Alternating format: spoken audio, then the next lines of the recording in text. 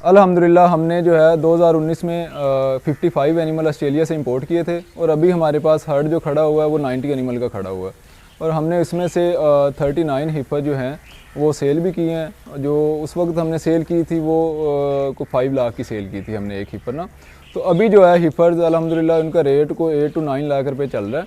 तो अगर जो भी भाई इसको डेयरी फार्म को बनाना चाहता है तो ये एक प्रॉफिटेबल बिज़नेस है। डेयरी फार्म से जो है आप बहुत तरीक़ों से पैसे कमा सकते हैं, जिसके अंदर जो है आप दूध सेल करके कमा सकते हैं, आप जो है हिफर सेल करके कमा सकते हैं, आप अपने मेल सेल करके कमा सकते हैं।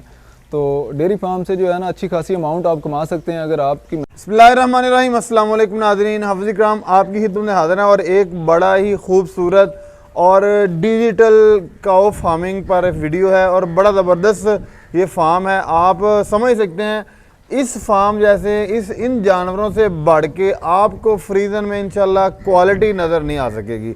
और इस भाई का माशाल्लाह ये कहना है कि 2021 से ये फार्म हमने शुरू किया था सिर्फ़ और सिर्फ 55 जानवरों से, और इसके बाद 39 जानवर अपने इस फार्म की हिफाजत तैयार करके तकरीबन मालियत में 4 से 6 लाख के राउंड अबाउट 39 जानवर सेल भी हुए हैं और इस वक्त भी माशाल्लाह पर डे 700 लीटर तक मिल्क है।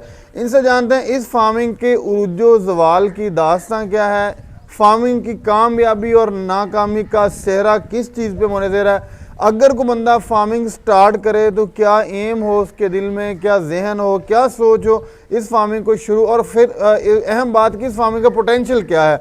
अस्सलाम वालेकुम। वालेकुम सलाम। क्या हाल चाल है? अल्लाह का शुक्र, आप सुनाएं? ठीक है अल्हम्दुलिल्लाह, बहुत शुक्रिया कीमती टाइम देने का। सबसे पहले मेरे व्यूअर्स को अपना तारुफ करवाइए। मेरा नाम डॉक्टर अनीस है और मैं एज अ फार्म मैनेजर यहाँ पे पिछले 4 साल से काम कर रहा हूँ और हमारे पास अल्हम्दुलिल्लाह कोई 55 एनिमल जो है ना हमने इंपोर्ट किए थे ऑस्ट्रेलिया से और अभी टोटल एनिमल जो है ना हमारे पास वो कोई 87 का हर्ड खड़ा हुआ है। सर जी, सबसे पहले तो डेयरी फार्मिंग एक एज ए बिज़नेस कैसा बिज़नेस है, आपका अब तक का एक्सपीरियंस इस बिज़नेस को लेके क्या है, फ्यूचर के हवाले से, हाल के हवाले से और माजी, इन सारी चीज़ों को सामने रख के मेरे व्यूअर्स को, नए व्यूअर्स को बताइएगा डेयरी का बिज़नेस कैसा कारोबार। अच्छा, डेयरी फार्मिंग जो है ना, मैं ये समझता हूँ कि डेयरी फार्मिंग को चलाने वाला बंदा अगर अच्छा हो ना, जो उसको मैनेज अच्छे तरीके से कर ले, तो डेयरी फार्मिंग एक प्रॉफिटेबल बिज़नेस है।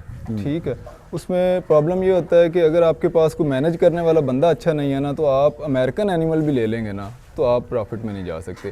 आजकल हमारे फार्मर का क्या जहन है कि वो अमेरिकन एनिमल की तरफ ज़्यादा जा रहे हैं। ठीक है, ये हमारे पास जो है ये ऑस्ट्रेलियन ब्रीड है माशाल्लाह। ठीक है, तो अमेरिकन एनिमल क्योंकि इनसे जो है ना उनकी प्रोडक्शन कोई 10 to 15 लीटर ज़्यादा होती है। ठीक है, ओवरऑल एवरेज। तो हमारे पास अभी अल्हम्दुलिल्लाह ऑस्ट्रेलियन ब्रीड है, इसी से हम पर हेड जो है ना हमारे कुछ एनिमल हैं जो 50 लीटर तक भी गए हैं हमारे पास। तो इसमें ये होता है कि अगर आप मैनेज उसको अच्छे तरीके से कर लेंगे तो आप जो है ना ऑस्ट्रेलियन एनिमल से भी अच्छा दूध ले सकते हैं। सर, आपका अब तक का एक्सपीरियंस इन जानवरों को लेके कैसा है ब्रीड के हवाले से, नंबर 1, और नंबर 2 कि आपने जो एनिमल ऐड किए थे 55 2021 से अब तक इस फार्म से आपने कितनी ब्रीड ली है, कितनी अपनी बढ़ाई है और सेल कितनी की है? 2021 से लेके हमारे पास अल्हम्दुलिल्लाह काफ़ी एनिमल हुए हैं, जिसमें हमने को 35 एनिमल जो है ना अपने सेल किए हैं प्रेग्नेंट करके माशाल्लाह, जो कोई तकरीबन अच्छी अमाउंट जो है ना हमने उसमें से कमाई है। मतलब कि राउंड अबाउट 5-6 लाख में निकल जाता है। 5-6 लाख रुपए की हिफर हमने पर उस वक्त सेल की होगी। इस वक्त तो मेरा ख्याल अभी तो उसका रेट जो है ना मेरे ख्याल कोई 8 to 9 लाख है पर हिपर का रेट। ठीक है, प्रेग्नेंट जिसकी प्रेगनेंसी 5 to 6 मंथ की प्रेगनेंसी हो। तो अभी अल्हम्दुलिल्लाह हमारे पास 85 एनिमल खड़े हैं, 87 एनिमल सॉरी, तो जिसमें से हमारे पास कोई 35 हिपर्स अभी भी खड़ी हुई हैं हमारे पास, जिसमें से कोई 18 ऑलरेडी प्रेग्नेंट हो चुकी हैं।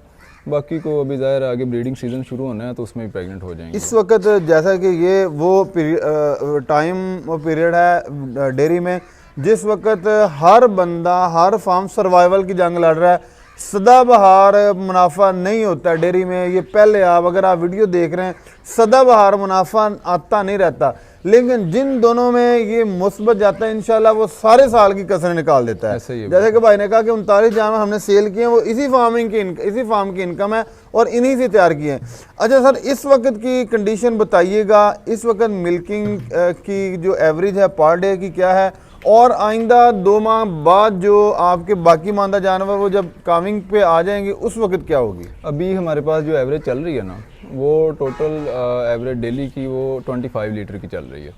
और ओवरऑल टोटल हमारे पास वॉल्यूम कोई जो है ना कुछ 750 लीटर वॉल्यूम है पर डे का। पर डे ये 3 टाइम की मिल्किंग 3 टाइम मिल्किंग होती है हमारे पास। और बाकी जो है अल्हम्दुलिल्लाह आगे जब मौसम बेहतर होना है, कोई अक्टूबर नवंबर में जाके, अक्टूबर नवंबर दिसंबर में काविंग भी स्टार्ट हो जानी है सितंबर से हमारी, तो उस वक्त एवरेज हमारी 31 लीटर तक भी चली जाती है पर हेड की एवरेज। माशाल्लाह। तो और ओवरऑल वॉल्यूम कहाँ जाता है? 1500 लीटर तक पहुंच जाएगा। ओवरऑल हमारा उम्मीद है इंशाल्लाह इस दफ़ा हमारी कुछ हेफर्स ऐड होनी है हमारी प्रोडक्शन के अंदर, तो हमारा जो वॉल्यूम है कोई 1500 को टच करेगा इंशाल्लाह कोई फरवरी मार्च में।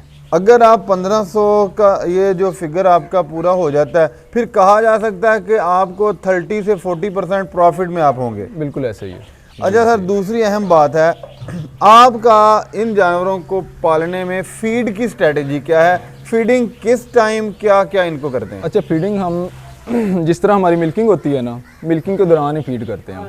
जैसे अब हमारी मिल्किंग हुई है 1 बजे हमारी मिल्किंग स्टार्ट हुई है दोपहर की, तो जो है ना उसी टाइम में 2 बंदों का काम होता है, उन्होंने आगे फीड जानवरों के आगे कर देनी होती है। जैसे ही फीड करते हैं उसके ऊपर ही वो वंडा शंडा जो भी हमने अपनी जो भी लवाजमात डालने होते हैं, पाउडर शोडर हर चीज़ जो मिनरल और टॉक्सिन बाइंडर यीस्ट ये वो हर चीज़ हम फीडिंग के ऊपर ही जो है ना अभी जानवरों को दे देते हैं। कोशिश करें कि जानवरों को इनको जो है ना ज़्यादा से ज़्यादा जो भी आपने कंसनट्रेट देना होता है ना वो आप फीड के ऊपर दें, बजाय कि कुछ लोग क्या करते हैं कि मिल्किंग पे ज़्यादा कंसनट्रेट देते हैं, जिसकी वजह से एनिमल को जो है ना मैदे के अंदर एसिडिटी ज़्यादा होती है। ठीक है, फीड के साथ आप कंसनट्रेट ज़्यादा देंगे तो उसमें जो है ना प्रॉब्लम्स कम आते हैं।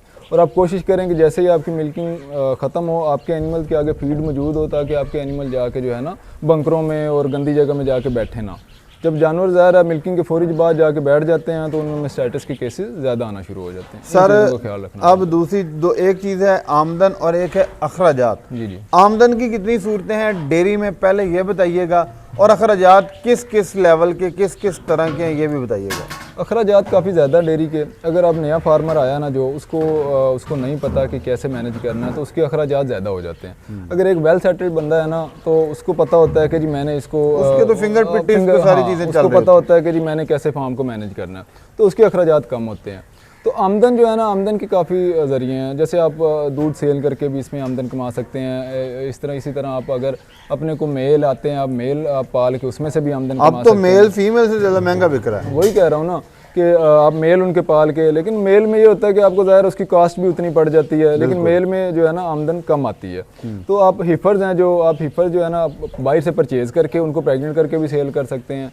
तो ये काफ़ी ज़रिए हैं आप जिस तरह भी। लास्ट पे हर बंदा यही सोच रहा होता है कि अगर मैं इतना बड़ा सेटअप लगाऊंगा, मेरे लिए रकबा कितना दरकार होगा? एक तो ज़राई रकबा बताइएगा कि आपके इन फार्म का एस्टिमेटेड जो 90 जानवरों का आपका फार्म है, इसके लिए ज़राई रकबा कितना है? कितना साइलेज तैयार करते हैं?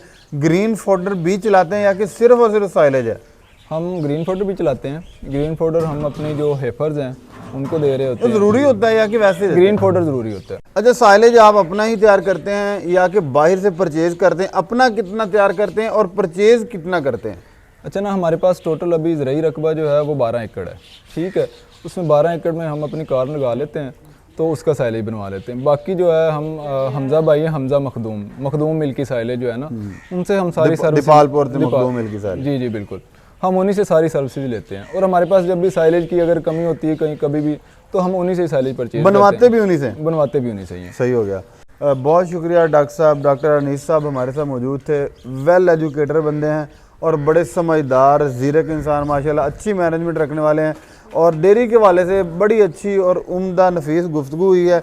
अगर आपका कोई सवाल हो कमेंट बॉक्स में आप कर सकते हैं। इंशाल्लाह नई वीडियो में आपके सवाल को मार करके इंशाल्लाह उसका जवाब आपके सामने रखेंगे। अगर फार्मिंग करना चाहते हैं तो वीडियो आपके लिए बड़ी अहम है। अपने मेज़बान हाफिज़ इकराम को दे इजाज़त। इंशाल्लाह दोबारा नई वीडियो में मुलाकात होगी, तब तक के लिए अल्लाह ने के बाद।